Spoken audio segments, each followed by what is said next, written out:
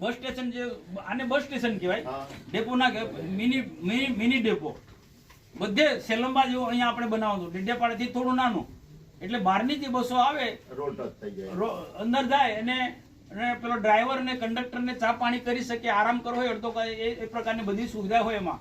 તો બધી નક્કી થઈ ગયું. આ જિલ્લા પંચાયત વાળાએ આપણા ધારાસભ્ય બધા ભેગા થઈ ને શોપિંગ બનાવવાના, રાજપાડી શોપિંગ, અહીંયા શોપિંગ, બીજા અલગ અલગ સારા બી કામો લીધા છે, એને આવકારે છે. પણ આ બધા શોપિંગોની શું છે? દુકાનો કમ ભાઈ બીજી જગ્યાએ વેપારી ના બનાવી શકે? શોપિંગ બનાવી તો કોઈ બી જગ્યાએ શોપિંગ બની શકે છે. હવે બસ સ્ટેશન ક્યાં બનાવશો તમે? હવે નેત્રંગમાં બસ સ્ટેશન નેત્રંગ લોકો પૂછશે અહીંના બધા આગેવાનોને, કેમ બસ સ્ટેશન નથી બનાવતા? ઠરાવ થયો કે જિલ્લા પંચાયતમાં એને કાઢીને તમે શોપિંગ બનાવવાને, કમ શોપિંગ બને એટલે ટકાવારી મળે. હકીકત જ છે ને ગિરીશ, શોપિંગ બને તો બધાની ટકાવારી હોય. શોપિંગ ની વધારે જરૂર છે, શોપિંગ સેન્ટર ની વધારે જરૂર છે કે બસ સ્ટેશન ની વધારે જરૂર છે?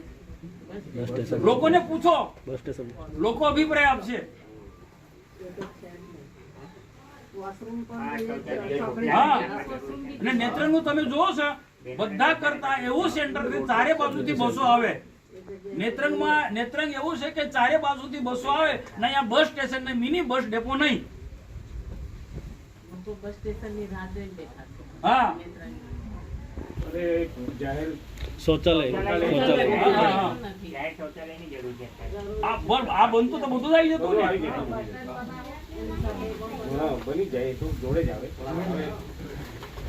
કમસે કમ એટલું તો તમારે આપણા લોકોએ, જેને ધારાસભ્ય બી સમજવું જોઈએ, જિલ્લા પંચાયત પ્રમુખો બી સમજવું જોઈએ, એના બધા લોકોએ સમજવું જોઈએ. આ તો પ્રકાશ દેસાઈ આવે અને ધારાસભ્ય આવે એટલે તમારે એ વાત ખોટી વાત મૂકે, ધંધાકીય વાત મૂકે એટલે બધાને વાહ અરે તમને સમજણ તો પડો કે લોકોના હિતનું કોઈ કામ કરવાનું તે. આ શોપિંગ સેન્ટર એટલે લોકોના હિતનું કામ છે? શોપિંગ સેન્ટર એટલે લોકોના હિતનું કામ છે? એ ધંધાકીય એ છે.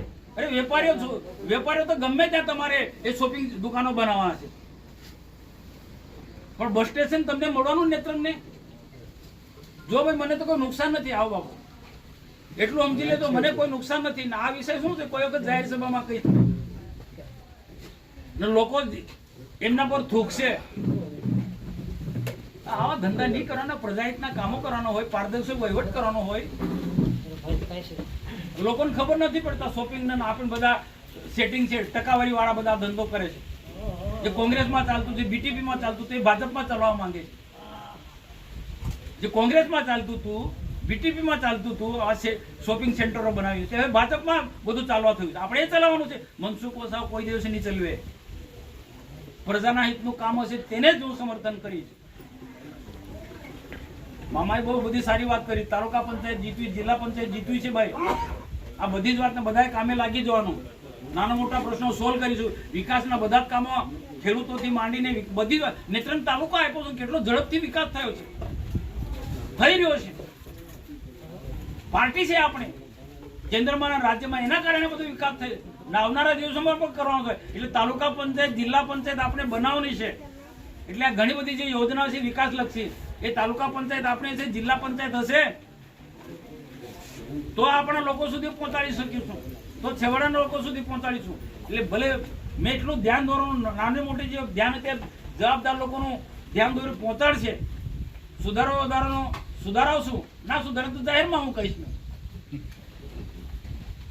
પણ આપણે તાલુકા પંચાયત, જિલ્લા પંચાયત પૂરી તાકાતથી ગમે તે હોય, કોઈ પદ મળ્યું હોય નહીં મળ્યું હોય, પણ આપણે તાલુકા પંચાયત બનાવવાની અને પ્રજાના કામો હજુ અધૂરા ઘણા બધા કામો કરવાના છે, એ કરવાના છે. સિંચાઈ માટે પણ અમે જેટલી લડાઈ લડવાની, હું સિંચાઈ માટે પણ લડી. એમાં રાજ્ય સરકારમાં છે કે ભારત સરકારમાં, જ્યાં પણ લડાઈ લડવાની હોય રજૂઆત કર, લડાઈ કરતા રજૂઆત કરવાની. જ્યાં પણ કોઈ મારે રજૂઆત કરવાની હશે તો લડી. નેત્રંગ તાલુકાને, વાલિયા તાલુકાને, ઝઘડિયા તાલુકાને સિંચાઈનું પાણી મળવું જોઈએ, ડેડિયાપાડા, સાગબારાને મળવું જોઈએ. તે પણ નર્મદાનું પાણી કરજણ ડેમમાં નાખો ને આખા બધા એરિયાને પાણી આપો, એ મારી માંગણી છે ને એ માંગણી સતત વળગી રહે છે. અને સાથે મારે તમને પણ ટકોર કરવી છે રાયસિંગભાઈને ને તમને બહુ